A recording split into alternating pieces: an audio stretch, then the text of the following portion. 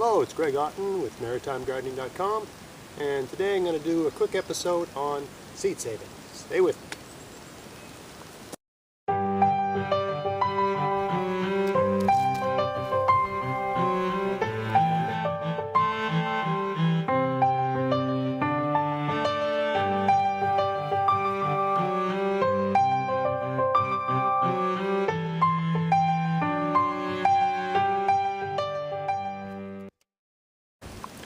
So it's early August, and some things in the garden are going to flower, and when a plant makes a flower, it's trying to make a seed. Regardless of how it does it, it's going to either put out some sort of fruit or it's just going to make a seed of some kind. Anyway, it's trying to get the pollinators into the game and trying to make some seeds. But I remember when I was starting early at this, and I don't save seeds for everything. I'm not at that stage yet where, I've got a fairly large garden here, but I'm not off-grid, self-sufficient, blah blah blah. I buy seeds. But every year I try to save one more new variety of seeds. So I like to save seeds for this red Russian kale, which I believe may have just self-selected itself into being Siberian kale because there's no red in it at all, and there's a variety called Siberian kale which looks remarkably similar to this. Anyway, I'm going to try to save seeds from these. It's going to take a whole nother year for these to go to seed. But I've got a lot of seeds from I had one year where I left a number of my kale plants in the ground, and one of them came back in the spring and grew some leaves and became this big bizarre thing with flowers on it. So hopefully that'll, but this spring 2017, none of my kale came back. They all just rotted in the ground, so I don't really know about that. But these are from the seeds I saved from the one that survived the winter. So I'm hoping that these, or some of these, have that toughness. And I've actually put aside or left alone the biggest, toughest, baddest plants on the group. So of this whole bed of kale, this guy right here is the biggest, baddest kale in the bunch. Also the most pest resistant, remarkably. So I haven't harvested too much off of him. I've just sort of however you want to put it. I haven't harvested hardly anything off of this one because I want it to gather as much energy as it can and produce the best seeds it possibly can. So I've just left that one alone. And then there's another location in my garden where I have another kale that's big and fat and heavy like this one. And those are the characteristics I want. And it's grown at a faster rate than the others. It came in quicker and all that sort of stuff. So those are the qualities I value. So I've left this guy alone, and hopefully next spring, because they're biennial plants, kale, brassicas, it'll give me a nice big seed, a huge load. When you get seeds from a kale plant, the thing will grow like 3-4 feet high, and you'll get thousands of seeds. The year I had kale seeds, they went all over the place in my garden. I got kale coming up all over the place. I got kale coming up in places you wouldn't believe. In my driveway, in my walkways here, just from carrying the seed pods around and seeds falling out here and there. So those seeds just hit the ground in the fall, survive the whole winter here with the snow and the ice and everything else. And in various places they're just popping up. For instance, over here, I did a video where I built this actual garden bed. People saw me building it. And I planted these squashes in here, which are coming along pretty good. But if you look closely, what's that?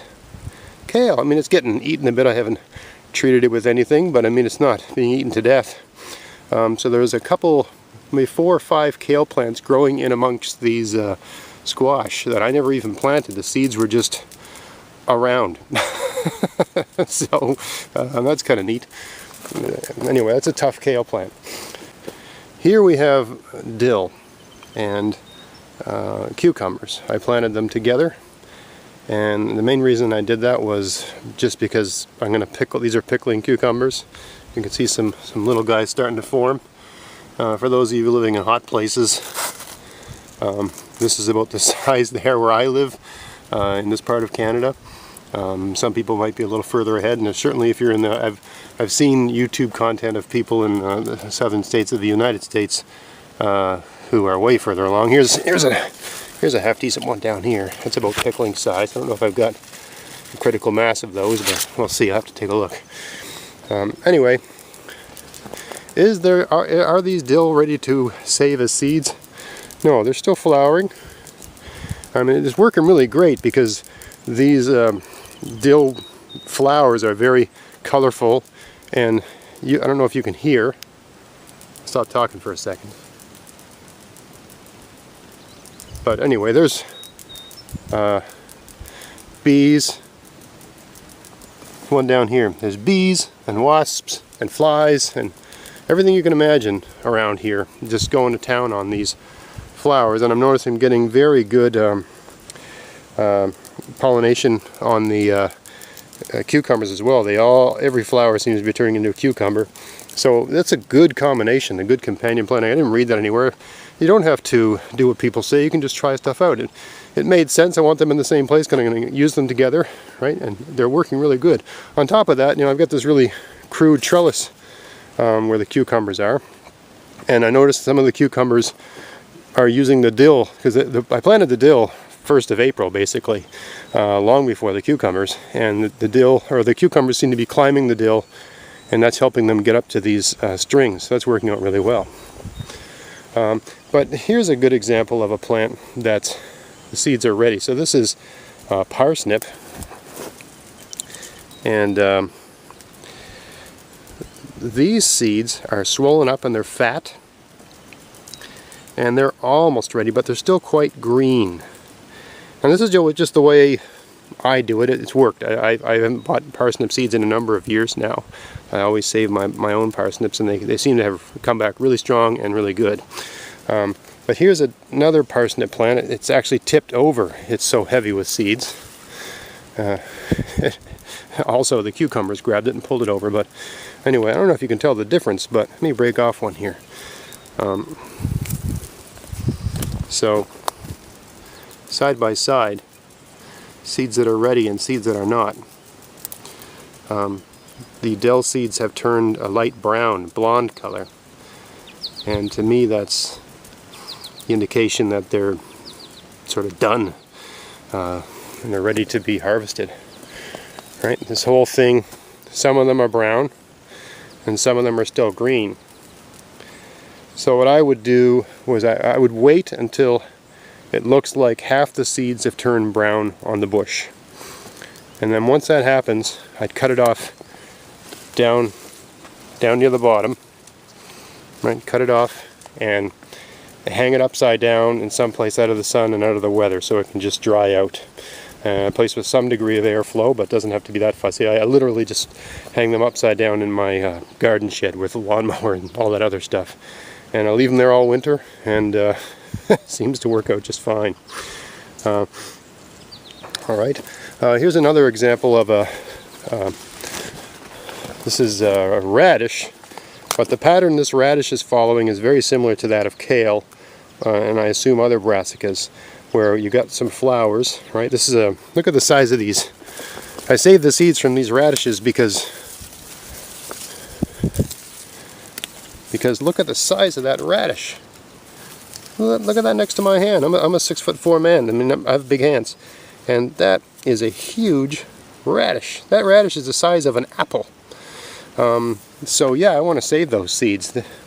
There's another one. Look at that. What a monster. Right? So I wanted to save the seeds. So I let it go to flower.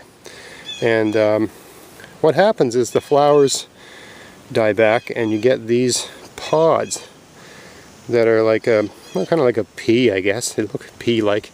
You can even eat them. You can snap these off when they're still green, and if you wanted to go through the tedious process of collecting them, you want them when they're young and they get kind of woody and you wouldn't want to eat them. But anyway, you could fry them up with some garlic or something like that. I'm sure they'd be all right to eat. Anyway, they're going to make these pods, and then it's time to harvest the seeds, just like with that parsnip. Once these start, right now the pods are green, and once they start turning a light brown and getting less soft and more hard and woody, especially if you can hear them rattling around inside the pod, that's when they're ready to harvest. So you just leave them out until that happens. And then once they're there, you, again, same process. Cut it off down low here and hang it upside down somewhere out of the weather, out of the rain, so it can dry out, right? And then at some point late in the fall, when you got nothing left to do in the garden, you can take those pods and get the seeds out of them and put them in a little jar or something. And I can do a video on that later on. It's not that difficult. There's ways to make it easy if you're trying to save a lot of them. Look, here's one that's made a lot of seeds, right? Look, very much like a pea, but it doesn't taste like a pea. I can't remember what these taste like. They taste like broccoli, to tell you the truth. They have a broccoli-like taste. So not unpleasant. Just kind of a pain to pick because they don't get, you know, I imagine the radish ones don't get much larger than this. We'll see where it goes. And full disclosure, I've never saved radish seeds before, but I've saved kale seeds, and they're the same family, and they're going to do the same thing, right? At some point, these will stop gaining length, and they'll get woody, and then they'll turn a light blonde brown color, and then they'll be so dry that they'll start splitting open. And that's why you got to time this right.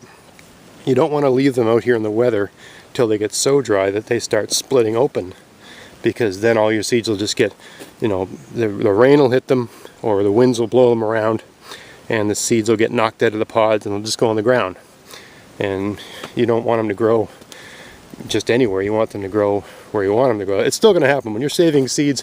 So, you know, I saved dill seeds last year, and you know, it's not going to be difficult saving dill, but I've got dill everywhere. So I planted this dill, but over here in this garden bed where I've got zucchini, see the dill? I didn't plant that. See over here with my curly kale, and I got some parsley down here, and some Brussels sprouts, and some chicory, and there's some dill, and there's some dill in that garden, right? And that blew over. I had dill growing two beds over, and it blew over and started growing here. And there's, you know, if I took you around the garden, you'd notice other places where it's growing. For instance, way over here, right? There's a dill plant. I didn't grow dill anywhere near here last year, right? It was way over there. And here's some more dill coming up right here, and with these garlic. So I'm noticing it I'm noticing it all over the place, and in places I never planted it. Anyway, it's a wonderful thing to do when you're gardening, especially if you're into trying to improve your own varieties and select for qualities that seem to thrive in your area. I've been saving my own bean seeds for years, and I bought a bag of Provider seeds. There's different varieties of beans, of course. I got a bush bean called Provider, which is the ones, I got a big bed of beans here in the middle here, and on the right hand side that's Provider beans. And I haven't bought those seeds for years, and these ones seem to come back strong every year. They germinate really well. They seem to be able to be planted a little bit earlier than a lot of other beans, and they're the first bean I'm able to eat in my garden, so I always say that 'cause that's a great quality. But I got another variety over here. I think these are Roma beans or Romano beans. I can't remember. Anyway, they're a snap bean, but they're just flowering, and they're barely getting started, right? Whereas these Providers are, I've been eating them all week. You know, this is the first week I've actually started getting enough beans that I can cook them up, and I've eaten beans. My family has eaten beans every day this week, much to my children's chagrin. They're still not really into the whole bean thing. We'll get there. We'll get there. Just add bacon, it all works out. Here's another seed saving project I'm doing for the first time this year. So these are Paris Cos romaine lettuce, and I picked all my lettuce, and I'm sort of done with lettuce for the year. I've planted some more that should come up in the fall, hopefully. We'll see. You know, I don't this time of year I really don't enjoy standing around watering things. I like to plant things in the spring when the water's coming out of the sky, and this time of year I just like to harvest. I like my gardening to be easy. But anyway, I let these ones go to seed, so they shot up Oh, these are about 3 feet high, and they've got these flowers at the top, right? There's another one. They look like something out of a science fiction novel. Anyway, they've got these flowers at the top, and I've never saved lettuce seeds before, so I don't really know what's going on, but I know that I got to let these flowers open up, and then something is going to come out of, the petals will fall away and something will come out of that, and it'll be green, and at some point it'll turn a little bit brown, it'll start losing that green color, and that's when to cut them off down at the bottom. I'd probably shuck all these leaves off and then just hang it upside down and leave it to dry for a couple months, and then put them in packages, late November, early December, when there's really nothing left to do, not much left to do in the garden anyways, when you do those sorts of things. Anyway, just a quick video on seed saving, the strategies I use, just some simple rules of thumb for when to harvest the seed, when to process it, and so on. It's really not that complicated. People have been doing it for a very, very long time. You're just taking one step away from nature. Normally, the seed, normally a seed in nature occurs in the same way, and sometime in the fall, there's a reason they call it the fall, right? Those seed pods get knocked to the ground by fall rains, and they hit the ground, and then the snow pushes them into the ground. Some leaves and some things get on top of them, and the strongest ones shoot through and germinate in spring when the temperature's ready. The difference in a garden like this is that not all the plants in this garden are able to withstand the winter here. Some of them are, and the parsnips are.